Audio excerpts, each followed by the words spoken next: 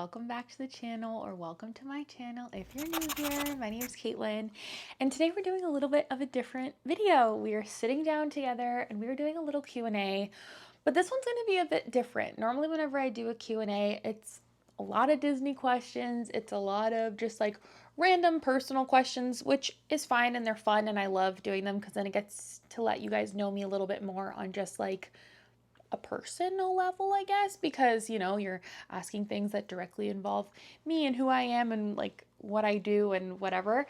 But I've just been craving a little bit more of that like human connection with people online. And I feel like recently I felt very superficial and kind of shallow online. And not in any way that I've been trying to. It's just been, I feel like it's a little bit of like rinse and repeat every day. I talk about the same kind of stuff in my vlogs. And sometimes I just feel like you just crave a deeper connection with people. And, I'm putting myself out here online with you guys. And I feel like you guys should maybe not know me a little bit better, but it's fun to just kind of talk about different things, talk about things that are on your mind.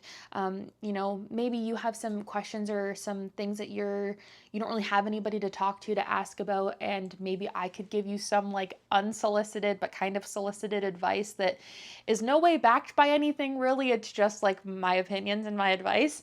But yeah, I asked if you guys would be interested in that on Instagram last week, and overwhelming amount of questions and just kind of comments and topics came in.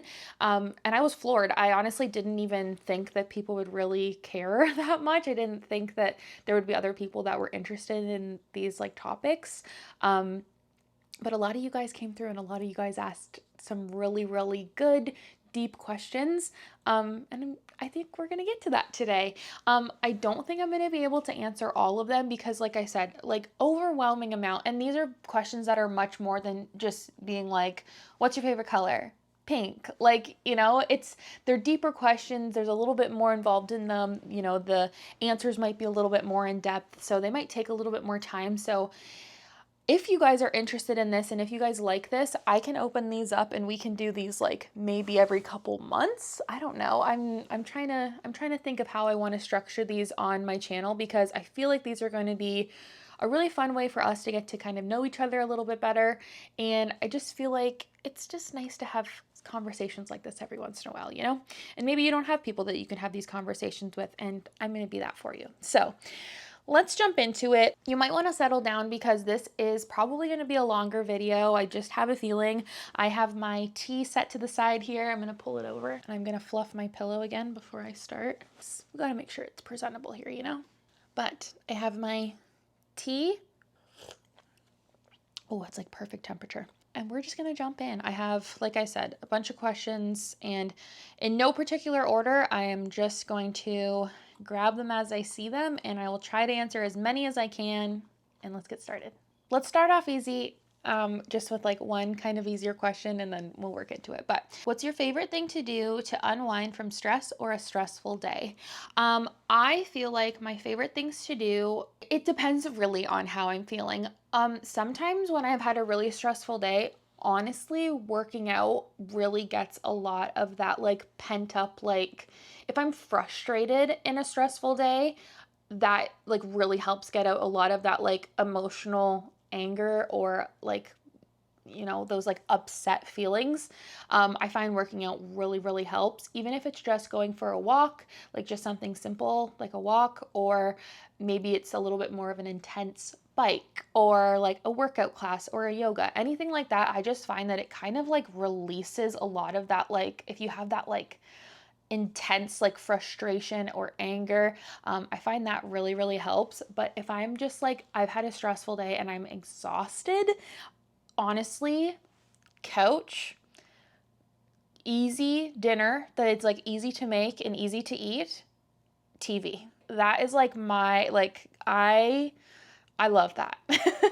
But yeah, I would say maybe an aggravated stress, it is definitely like workout, have a shower, have a nice healthy meal, and just like sit on the couch and relax. But if it's just like I am exhausted after a stressful day, it is like literally couch as soon as possible, easiest meal, and TV. And bed early. I feel like bed early really helps. And don't go on your phone, because the blue light on your phone really just doesn't help. And whatever you're looking at on your phone also is not going to help with stress, promise. What are 3 things in your life that you're grateful for right now? Currently, right now, I am grateful for my ability to live a healthy lifestyle and to physically be able to move my body to get myself to a healthy lifestyle. I'm very grateful for the jobs that we have that allow us to live the life that we live. And I'm very grateful for the friendships that I currently have in my life right now, whether that be old friendships, new friendships, friendships that have been refostered. Yeah, those are the things I'm grateful for right now. What are your 3 big relating to astrology? Okay. All I know for the longest time is that I'm a Taurus. And only in the last, I think it was like maybe like 5-ish years ago, I figured out what my like sun and moon and rising. I think your sun is your main one, right? I really know nothing. All I know is what I am. So my sign is Taurus, which I believe is your sun. My rising is a Cancer, and my moon is a Sagittarius. Take with that what you will. I literally know nothing about it. That's all I know. But if you know, leave it in the comments. Tell me what it means. Tell me what it means about myself. Normally, whenever I look up what it means about being a Taurus, it's like that you're stubborn and you hold grudges and you like food. And I don't like to say that I would agree, but I probably agree with most of those things. So I don't know. Yeah, that's all I know. So if you know things better than I, like if you know about all that stuff, tell me. Tell me what it means. Tell me what it means. And tell me if it makes sense. Like cuz I know some people when you tell them that, they'll go, "Oh, that makes sense." Does it make sense? Does it make sense? Tell me. How did you overcome the fear about people judging you for making Disney content if you had any? Okay, I feel like subconsciously I always had that like fear of the judgment. I will say when I started my channel, I was like fresh out of high school. So I felt a little less pressure because I felt like in high school I had always wanted to start a YouTube channel. But I was like petrified of what people would think in high school because kids in high school can be mean. So I never started one. I obviously didn't overcome that fear. And then when I started my channel, like right like when I had like graduated school, I never really talked about Disney much. And then once I started talking about Disney, it was really after we went on our honeymoon, which was in 2018. So after that, I honestly didn't have much fear of like putting stuff out online. Every once in a while, I would have a little bit of fear like filming in Disney. I think if you go back and watch like some of my first vlogs, whenever we're like walking around, I'm like a little bit more nervous to like talk to my camera.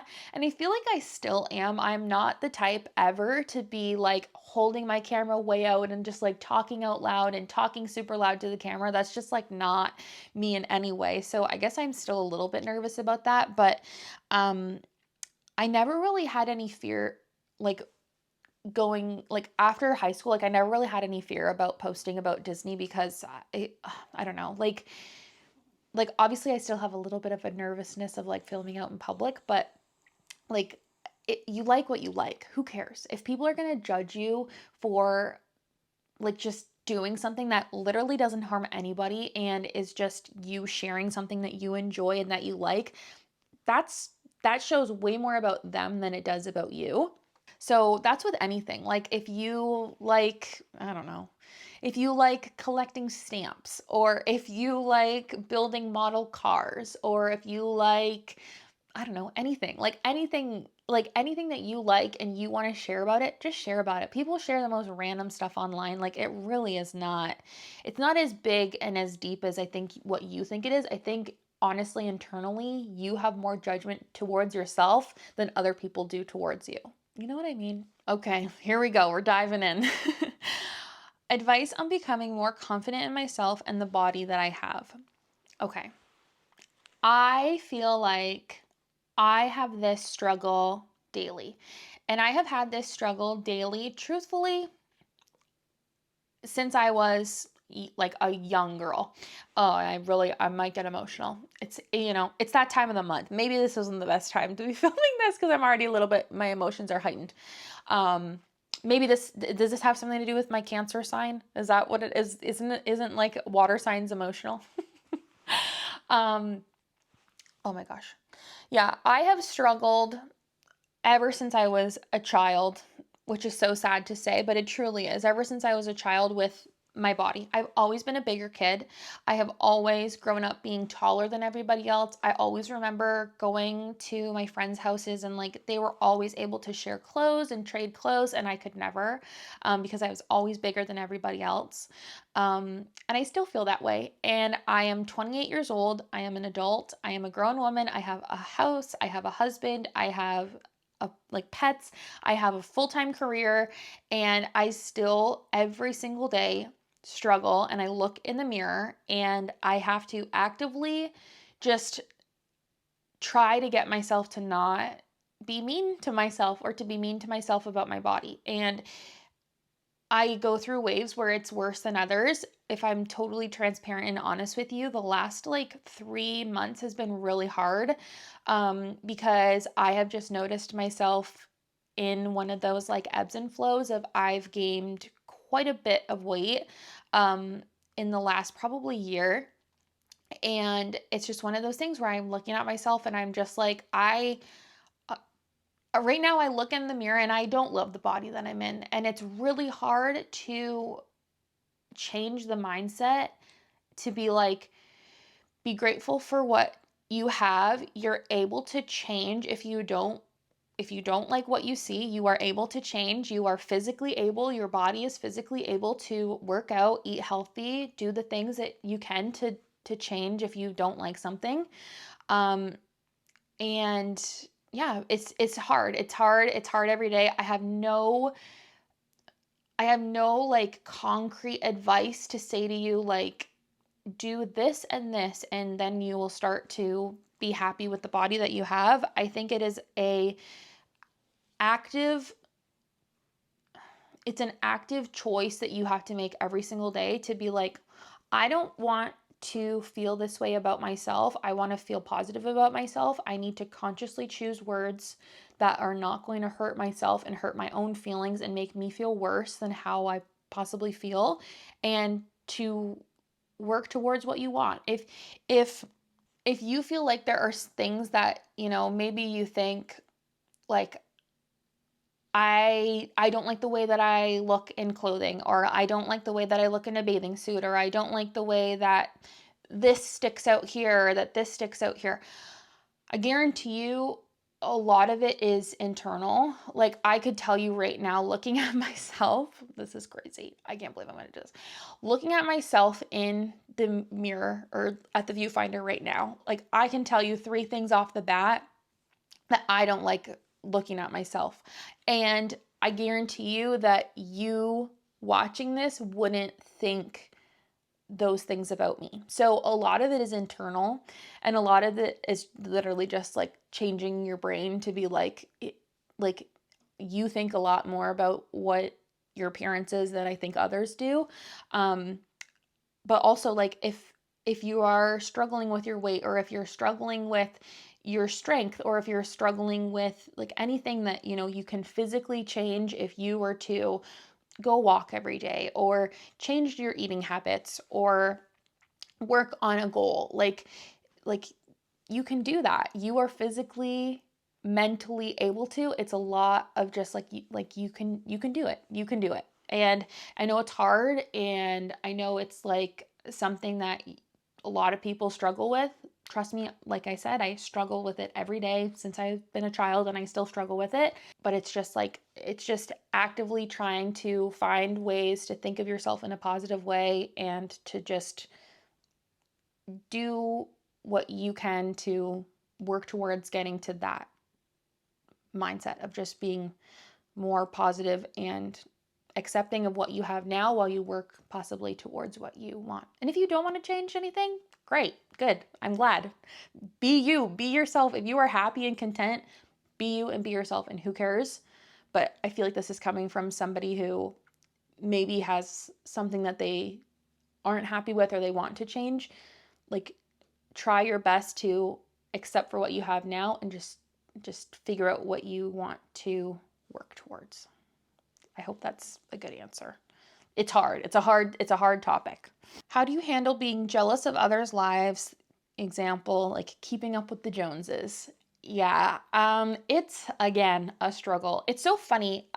Growing up, I never really cared. I never cared about like if friends had this, I didn't get to do that. I never really cared. I had like friends who would go on vacation every year, and it was like, oh, they get to go on vacation. It was never something that like bothered me. But now that I get older and like, I don't know why, but it bothers me so much. And I think what it is, a lot of it is social media. I've talked about this before when I talked about taking my break from social media. We are not meant to see what every other person in the world is doing with their life. Like, that is just not, I feel like, how our brains should be used and how they've like been meant to be used. But I think because we constantly see, what other people have and what other people get to do and how other people get to live their life, it's very, very, very easy to compare. I find if I'm starting to get into that spiral, I will go offline. I will just be like, you need a break. If there's a specific person, because like, let's be honest, a lot of the time it is. If it's a specific person that you're constantly comparing your life to, unfollow them. It's very easy. Go on their profile, click unfollow. If they're somebody who is a friend of yours, maybe, and you don't want to cause any type of like discourse between like people, if you're like, oh, it's going to be awkward if I unfollow them, or if it's something like that, there also is a mute button online, which I won't call out who told me about this, but when I talked about going offline, a friend of mine reached out and said that they use the mute button a lot, and I never thought to use the mute button, and I do now. Sometimes you just need to protect your peace, okay? And if that involves you muting people online and like not having to see their stuff, do it. Do it. It's what is best for you. You are living your own life. And if you are constantly taking your time to be stressed out and upset and jealous of other people and how they're living their life, you are wasting yours. So do what you need to do. Yeah, like those are my biggest things is like if it's social, if it's like from social media and you're jealous, like unfollow, mute, go offline, take a break. If it's people in real life, if it's like real life things, if you're like, oh, Jessica at work is like always getting all this new stuff and she's whatever. That's hard to not compare, I feel like, because obviously you're always going to see Jessica from work. But I feel like just like distancing yourself and trying to not like focus on other people. I find it very easy to not focus on other people in real life. It's online that's hard. So that's where I would say is like just take a break, mute, unfollow, whatever you got to do it. Protect your peace. What was your family dynamic like growing up? Are you really close with your family and siblings? And then I saw another person ask if I had siblings or if I have any siblings. So my family dynamic growing up, I am an only child, and my parents were married until I think I was 8, and then they got divorced, and then my dad moved around a lot when I was not super young, but once I got to high school, so he doesn't live in the same province as us. He lives in a different province. So yeah, my parents were divorced when I was 8, and then I kind of from 8 until I think I was like, I want to say I was like 15.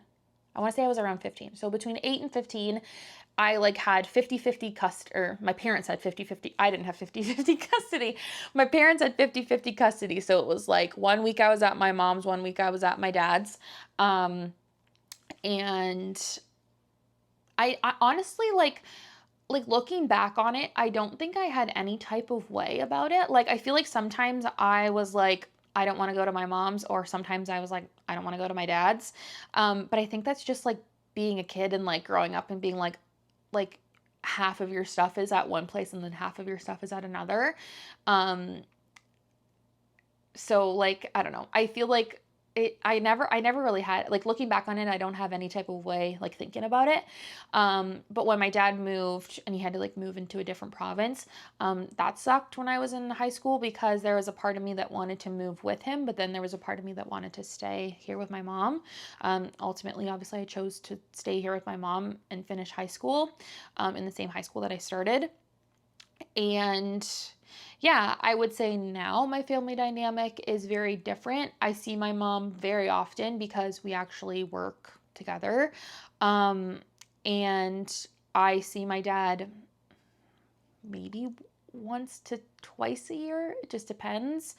Um, it's hard. It's hard, I feel like, growing up, and when you have parents who live like far away, it's hard to always have the time or money or effort to go there and visit them. Um, yeah. And then my dad has since remarried. And I think, when did they get remarried? When did he get remarried? I want to say, they've been married for 10 years. I want to say maybe it's like 9 years. I don't know. It's around that. But he's gotten remarried, and the woman that he remarried, my stepmom, she has a child, and well, he's not a child. He's an adult now, but she has a kid, and he's technically my stepbrother, but truthfully, I don't have any type of like really strong relationship with them, because I never grew up with them. I never like really spent more than like a couple months at a time there with them. So yeah, that's like, I still consider myself an only child. I don't really consider myself to have siblings, because I never really grew up with any. And yeah, that's it. That's really my family dynamic. Okay, I love this question. Can we talk menstrual health and or periods? PMS, cramps, cups versus pads versus tampons? Let's talk about it. I went through a journey of trying to figure out more about my menstrual health, more about anything revolving menstrual health. I feel like women's health is really not talked about a whole lot, especially in school. Like growing up, we knew nothing. We knew nothing in school about menstrual health and women's health and anything of the sort. But yeah, so we're gonna deep dive, okay? I don't remember when I got my period. I remember I was young. I remember thinking I was really young, and I really thought that nobody else had gotten their period. I thought I was like the only one in my like grade, and I remember telling a few friends, and they were like, "Yeah, no, I've had my period. I've been having my period." And I was like, "Oh, okay." So I just remember being young. I remember still being in elementary school. And then for the longest time when I was a kid, I would obviously only use like pads, and I hated it. But I used to take swimming lessons when I was younger, and obviously when you're a child and you have to take swimming lessons, it's like you're like, I can't wear a pad in my bathing suit, so I had to try using tampons, and I never really liked them. They were never comfortable to me, and I only ever really used them for swimming. And then when I got to high school, I started using basically only tampons, because that was like the thing. Like if you use a pad, you were gross and disgusting. Genuinely, these are the conversations that would be having in high school. It was like you were gross and disgusting if you used a pad, and like you could only use tampons and blah, blah, blah. But I remember when I used to use tampons, I would feel so sick. I would feel like just ill. I would always feel like sick to my stomach. And I always thought like maybe it's just like how you're supposed to feel on your period. Like maybe it's just like the cramps. Like maybe like that's what it is. Like whatever. So after high school, like right when I finished high school, I started looking into it a little bit more, because I also started birth control when I had graduated high school. So I think I was 18 when I had started birth control. And like I claimed it was to regulate my periods, even though I had very regular periods. Fill in the blanks, okay? But I had gotten my first real boyfriend, which was Austin, at the very end of grade 12. And I was going away to school, and I had said to my mom, I think I want to go on birth control. And she was just like, okay, like whatever. So anyways, not to talk too much about that. But when I went on birth control, I remember I felt a little bit more like regulated, but I also remember, again, not just like feeling great. And I just remember feeling that for a few years. And I think it was around, I can't remember the exact time, but it was between 2017 and 2018, because I know it was around the time that Austin and I got married. I ended up looking a lot more into like what type of menstrual products you can use. And I had discovered and like researched about using menstrual cups and using like period underwear. And since then, I have not looked back. I have not purchased a single tampon or pad since then. So since 2017, or I want to say 2018. Since 2018, I have not looked back. I have only ever exclusively used a menstrual cup and like period underwear. And it truly changed my life. First of all, the amount of money you save is insane. And the other thing was a lot of the like environmental implications of it. I remember like reading something about how long it takes for pads to for them to like disintegrate. And it's like years and years and years, like disgustingly long amount of years. And it's like something similar to like what diapers are, like it's like 500 years or something for diapers. I don't know. Don't quote me on the exact numbers, but I just remember reading something about how terrible like pads and tampons were for the environment. And I said, no more. And the other thing was that I still had always felt sick whenever I had put in a tampon and like worn a tampon. And trust me, I wasn't wearing them for long amounts of time. Like it was just like a normal amount, like a 6 hour, whatever. So anyways, as soon as I switched to using a menstrual cup, it was like game changing. Like I never felt ill. I never felt like I was going to just like randomly throw up from having a freaking tampon in. I love it. I will forever recommend people to look into using menstrual cups.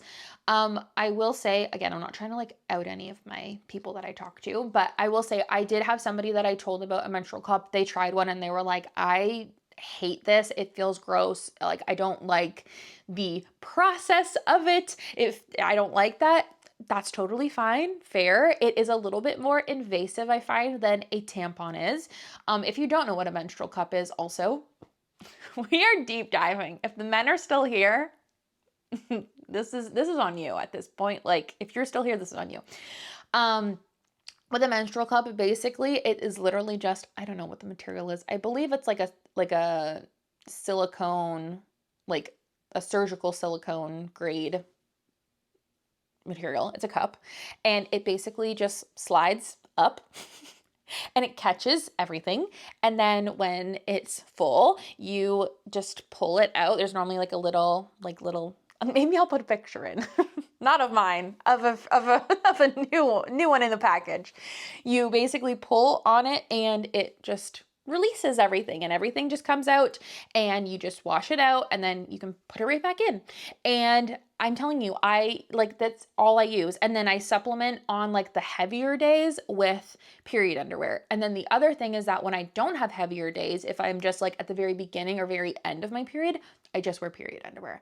And the period underwear are a game changer as well. I use the NYX brand. I always have, KNIX, not sponsored. I wish it was. I literally love them. I've used them literally since 2018. But I love the NYX brand. They're so comfortable. It literally doesn't feel like anything, and you just wash them as normal. And yeah, I love them. I literally love using a menstrual cup and period underwear. And if you're interested in like knowing more, like if you have questions, feel free to DM me. I will gladly tell you about like why I like using them and whatever. But yeah, I would say if you're interested, look into using menstrual cup and period underwear. Oh, the other thing was about cramps. I get extremely bad cramps. Okay, back to the story of my life. I went on birth control when I left high school, and then I was on birth control, I believe until, when did I stop birth control? I stopped birth control when I graduated from school, from dental hygiene. So that was, I think, 2021, I think. So I was only on birth control for 18, 19, or no, not 2018. What am I talking about? 2015.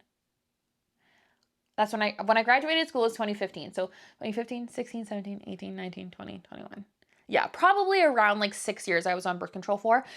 And I just decided to go off of it because I never really liked how it felt. Truthfully, I would miss it a lot of the time, and I didn't take it very well, like towards the end of taking birth control.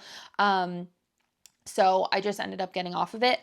But one thing I did notice is once I went off of it in the last like year or so, I've been experiencing extremely bad cramps, and I've gone to my doctors about it. I've had ultrasounds done to see if I have like cysts or endometriosis or anything like that. Everything's come back normal.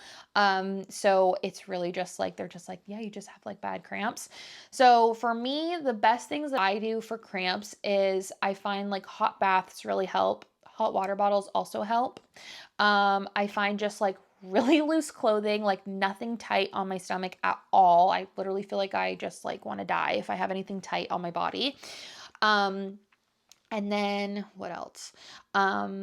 If I need to take any type of like medicine or medication, again, like consult your doctor. Don't just take my word for it. But I use Midol. I find that it's like the only thing that really helps me, and I try not to take it super often. I normally only take it maybe once or twice over my period. But when I take it, it's like I need to. And yeah, other than that, I find that light workouts do help. Like if you just go for a walk or like a little bit of stretching, like I find it does help a little bit, but sometimes you just feel so just like gross and like just like icky. You don't even want to do that. So fair. But yeah, hot baths, hot water bottle, comfy clothes, just like trying to breathe. That's the best I can offer.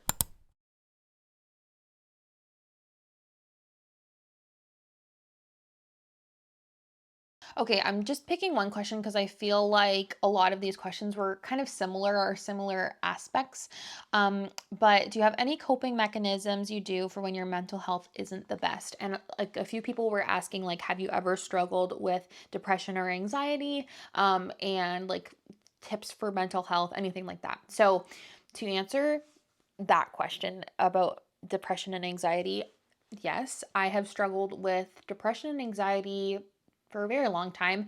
When I was, I don't know the exact ages, but I would say when I was like around like grade 7, I want to say, which is crazy. Again, I know looking back, it's like, oh my God, I want to just like hold myself as a child and just be why did you feel so bad?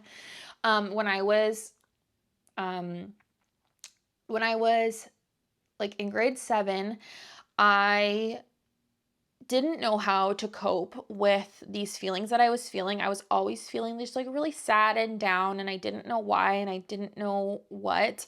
And I had a friend who self-harmed, and I was I asked her, I'm like, why do you do that? And she just said like, oh, it's like how I cope with like when I feel sad. And as a kid and as like an impressionable young kid, you only really know what you learn from friends and whatever. And so I had tried it, and I ended up self-harming for, I don't think it was quite a year. I don't know. A lot of it's a blur. I want to say it was like maybe half of a year to a year, give or take. And when I was doing that, my parents didn't know, but I knew that there was something wrong. And I was like, I don't like doing this, but I'm doing this and I don't know why I'm doing this. And I knew that mental health was like a thing in my family. It's something that my close family relatives have struggled with. So I had told I think I told my dad. I think I just said to him, like, I want to talk to a therapist, I think. And he said, yep, like right away. He was like, yep, 100%. So I think he told my mom, or maybe I told my mom, I can't remember. But anyways, I went and talked to a therapist when I was, I think it was grade 7 or grade 8. And I basically instantly told the therapist that that's what I was doing. I had never told my parents until they like had found out through like finding items in my room. They weren't snooping. They were just like, I think my mom was like putting something away and she had found stuff.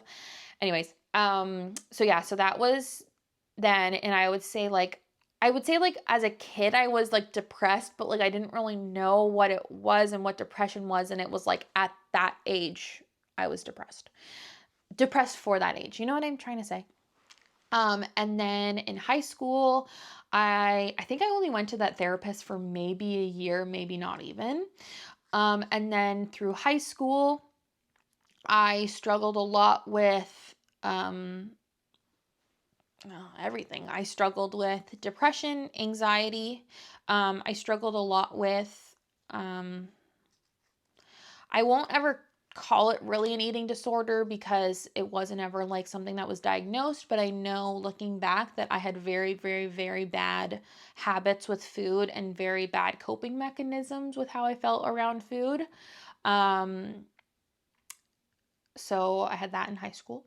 And then when I left high school, I had a lot of anxiety, and I would find that my depression would kind of like come in ebbs and flows. Sometimes, like, we would call it a seasonal depression. Sometimes it was just like, it just happens. Like, sometimes I would just be more depressed than others.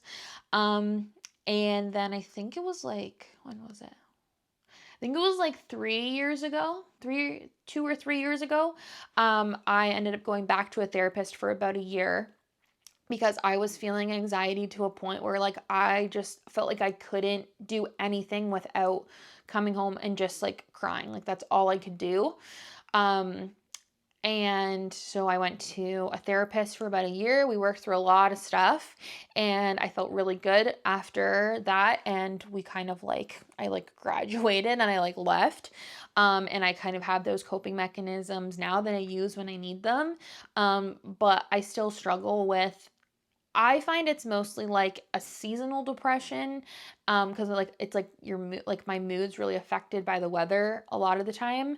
But then I have anxiety constantly, and I've been offered to go on medication, and every time I deny it because I just don't want to. I don't like the idea of it. I know a lot of people do really well on medication. I just don't want to. I'm nervous about it, so I don't want to. But yeah, for healthy coping mechanisms, I would say the biggest thing is going and talking to somebody if you don't already. I know it's very expensive to go to a therapist, and um, like it's hard.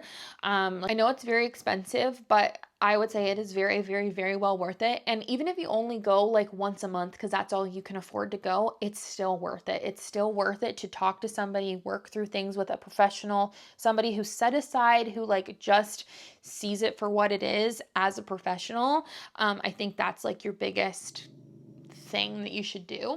But something that really helps me just like day to day, or things that really help me like just day to day, are, for example, just like having hobbies that I really like to do that kind of like distract me from what I'm going through. So I have just like a lot of like tactile things. So that's why I really like to play like video games, because I find just like pressing buttons, like I find that it's like helpful. I also find like journaling or scrapbooking or anything like that, coloring. Those are all things that also are helpful for me for like having things to do.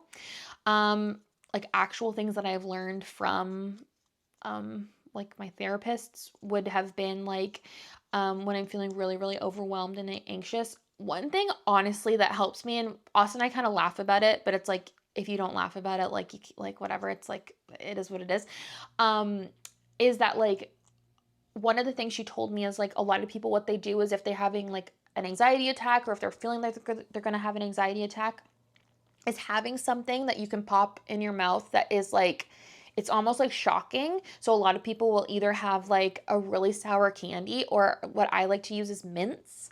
And it's just like, it calms you, because it's like you're instantly distracted by like the extreme feeling or the extreme taste that's in your mouth. And it honestly, like, it really helps just like pull you away from what you're kind of like getting overwhelmed about. So Austin and I always call them my anxiety medication, because I have a little tin of mints in my bag. And anytime I'm like stressed out, it's like I don't even say it anymore. Like I just like open my mints and pop one in my mouth, and Austin just like, we kind of chuckle, because it's like Austin just like knows that like, oh, she's like feeling overwhelmed or anxious about something, like pop them, like whatever. But honestly, it really helps. So if you've never tried that, I would say try it, especially if you know you can, when you can feel yourself like feeling like you're going to be anxious or have an anxiety attack or a moment or anything like that. Obviously it's not like perfect, and like it's more on, I think, on a minimal setting, but you'd be surprised at how effective it is, even if you feel like, oh, I'm about to like really have a moment. You'd be surprised at how much it actually kind of brings you back down. And then another one that I find that really works for me is like that. It's like the 5, 4, 3, 2, 1. It's like 5 things you can see. I don't know the actual, I can't remember them off the top of my head, because normally by the time I just like start, it just like, it's like muscle memory. But I think it's like 5 things you can feel, or no, I think it's 5 things you can see, 4 things you can smell, 3 things you can feel, 2 things you can touch, and then like 1 thing you can taste. Is that right? Oh, I said feel and touch. Something like that. But basically it's like the 1 thing you can taste. That's normally when I pop a mint. But it's just like to just be very like aware of your surroundings. Like you can see, like I can see Cooper, I can see the curtain, I can see my phone, I can hear the cats going crazy downstairs.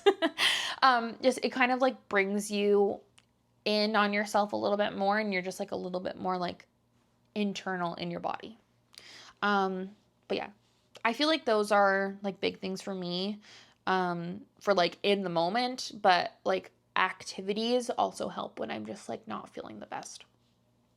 Just like when you just feel, you just feel that bunk coming in. What are your thoughts right now on having kids and starting a family? So, if you know, the last like, I don't know, like 5, 6 years, I have just been very much like, I'm overwhelmed thinking about having kids. I don't know if I want to have kids. I don't know if like, I don't know if I want to have kids. I don't know when I want to have kids. When I was in high school, I used to always say all I ever wanted to be was a mom. Like I literally used to say, like when people say, what do you want to do? I'm like, I don't know. I just want to be a mom. Like that is truly what I used to say all the time. And then something in me just switched, and now I'm just like, I look at kids and I'm just like, I cannot have a kid. I am not ready to have a kid. And I will say, like, thoughts right now on having kids and starting a family, I'm a little bit more, honestly, I'm a lot more open to it than I have been in the last year, honestly. I just feel like I'm still not ready. And I feel like forever you can say things like, oh, the timing's not right, or we should save more, and we should have this set aside, and we should have this and this done before we think about having kids and whatever. Like there's always going to be something that's holding you back from possibly having kids. But I feel like for me, like there's just certain things that I'm not going to disclose, but like there's just certain things that I would like to do or have done, or just like be a little bit more set on before we do. But I'm not against it. Like and I never really was. I don't think. I was just like very not the time. And now I'm a little bit more like, we're getting closer to the time, I think. But again, not in any time soon. Thoughts on friendships in your mid-20s? I love that you said mid-20s, because I think technically I am now in my late 20s. and it makes me want to throw up. But friendships in your 20s are hard because everybody has their own life and everybody is truly establishing their own life. And it's very hard to like have these friendships that you want to have and you want to foster, but also you're like, you have these relationships, romantic relationships, you know, you have boyfriends or spouses or partners, whatever. And it's like you're trying to juggle friendships, but then you're also trying to juggle those relationships. You're also trying to juggle just like building a career and establishing your career. Maybe you're also starting a family. Like you never, like there's so many other factors. So I feel like in your 20s, it's very hard to kind of have friendships. But it's not saying that they're not worth it. One thing for me is that when I was in school, and when I was in high school, I always had like a bigger group of friends. I think there was like, I don't know how many of us there was. There was a lot of us. We had like a bigger group of friends, and I always felt like I was like just there. Like I always felt like I had like one or two close friends in that friend group, but like I always kind of felt like I was just there. When I got married, I had a very big bridal party. And for the longest time now, looking back on that bridal party, I only speak to two of those people now, really. Which one is my best friend Kristen, who I've known since I was like 4 or 5, or no, grade 4 or 5, and my sister-in-law Katelyn, like Austin's sister. And for the longest time, I felt really upset because I was like, wow, like all these girls that I thought were like these lifelong friends, I've just like drifted from, and nothing ever really happened. There was never any big blow up or anything like that. It's just like we just drifted apart. And I really don't talk to any of them. But in the last year, I have been very like reminiscent on some of those friendships that I had, that I just like look back and I was just thinking like, I'm gonna get emotional. I was just looking back and thinking on those friendships and being like, I never saw us not being friends, and it hurts to not have them in our lives. And some of these girlfriends, like I seriously haven't talked to since my wedding. So actually a few months ago, I had reached out to one of the girls and I had just said like, I don't know if you're open to talking or what, but I would love to get together and just talk. And we ended up getting together, and it was like no time had passed, and it was just like the best feeling ever, getting to like rekindle a friendship that I thought was lost forever. And I ended up like, we've like got now reconnected, and like it's just like, it was so funny. We were at the movies the other day and we were like laughing and giggling in the movie theater, and she kind of like turned to me and she's like, I'm so glad we're friends again. And it was just like, it's very nice. It is nice. It's like friendships are so meaningful, and it's like I think friendships are so special, and I think they are so worth it. And if you don't have a lot of friends, like the core group of friends or the small amount of friends that you do have, it's so important to foster and like really just like love on those friendships. And then again, one of the other girls that was in my wedding that I have reconnected with, she came over and we were talking for a really long time, and it again felt like no time had passed. And I kind of had explained to her like, you know, like it felt like everybody kind of left me, and like I just like felt like I didn't have you guys as friends anymore and whatever. And she kind of explained it to me as she saw the situation, and without getting too much into it, but it was just, it was an incredible moment where like us as adults are coming back and like reminiscing on like how we just had this friendship that kind of like divided, and we never wanted it to, but it did.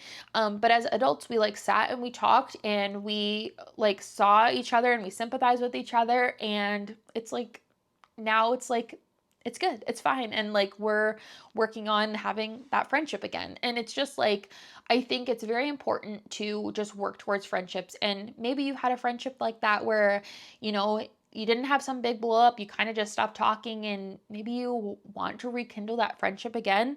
I would encourage you to reach out, because maybe that person feels the same. And I think again, friendships are so important, and holding friendships and making new friendships. And it's a lot of just work and just being open and honest and putting in an effort. And again, anything is not a one-way street. Relationships are not a one-way street. You have to meet in the middle. Friendships are the same way. You can't always be the one reaching out for a friendship, but vice versa. Your friends also can't be the only ones reaching out. So sometimes I really need to take that advice, but I've really, really, really been trying in the last year to be a better friend. And it has just like shown in leaps and bounds how much it actually works and is working, because I just have all these, not a ton. Again, it's like I have a very small circle, but I have these friendships that I am just so thankful for, and like I just cherish so much, and they are a lot of work, but they are so worth it.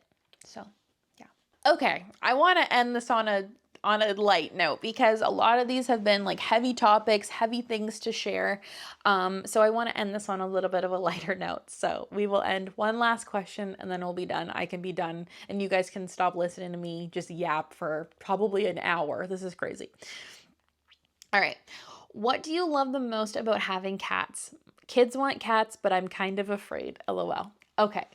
Growing up, I always had cats. When I was a child, like young girl, we had 2 cats, Fred and Barney. I love those cats. Fred was a lot more of just like, he let you do whatever. He was just like, he would let me pull him around by his tail, like as a little kid, and I could just hold him and pick him up and like play with him. And he would just whatever. He was like just the best little cat. And Barney was a lot more timid. He was a lot more shy. He was like way more attached to my parents, because they were less grabby with him. And then of course, unfortunately, those cats did pass away. And then we had my mom's cat, Kitty, who's the little black cat, who maybe if you've been around for a really long time, you know Kitty. But she's one that we rescued from our backyard. She literally just appeared in our backyard as a kitten, and like she didn't have a microchip. She was like very, very little. So we took her in, and she is the devil. She's still alive. She's still kicking. But she's with my mom. She is a little bit more of she's not mean. She's a little bit more temperamental of a cat.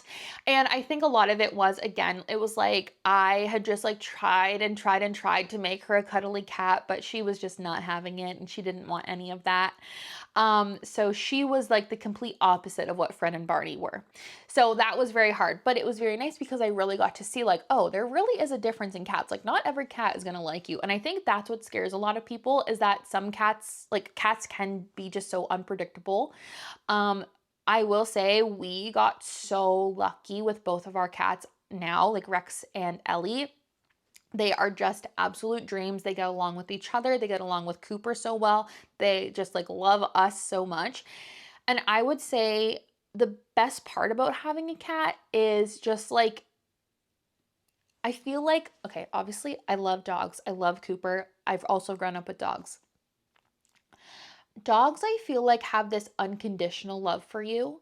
And I feel like cats, you really have to like earn their love. Okay. And I don't know why, but a cat's love is just so rewarding. While a dog's love is too. Like I'm sitting here, Cooper has sat here with me this entire video, and it's like he is such like he is just like, he's almost like my second body. Like I just love him so much, and like he's just like here with me. But like the cats haven't come in the room once since I've been sitting here. But when they do come, that feeling of like, oh, I just like, they've chosen to come here. They love me. They've chosen to come here. I don't know why, but it is so fulfilling. But I would say like for any like advice for getting a cat, I would recommend you to get one from a humane society or the pound or anything like that. There are so many cats that you can find up for adoption.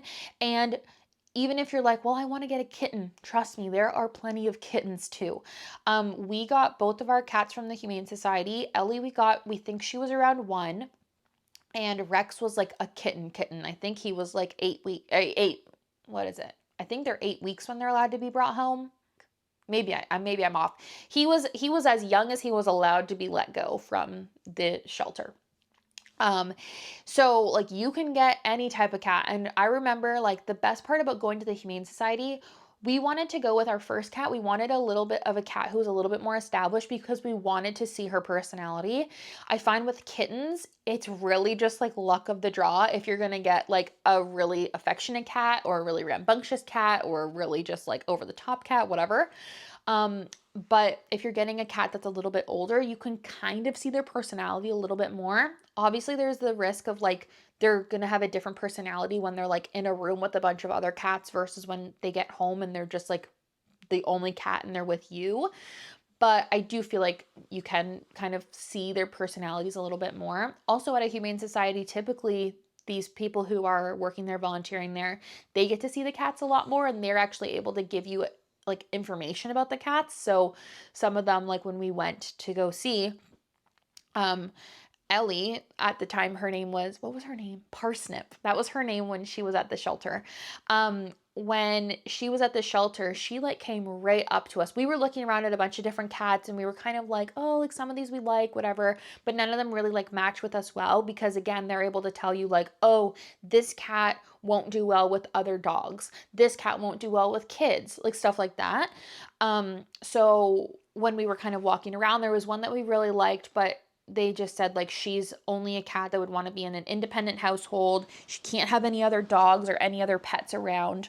And so we were kind of like, oh, bummed out. And then when we were kind of walking around, Ellie, Parsnip, came up to us and she was just purr. Like she was purring like crazy. She was rolling on her back, showing us her belly. And we were like, oh my gosh, like this is crazy. And so we were petting her and it was just like, you kind of got that instant bond.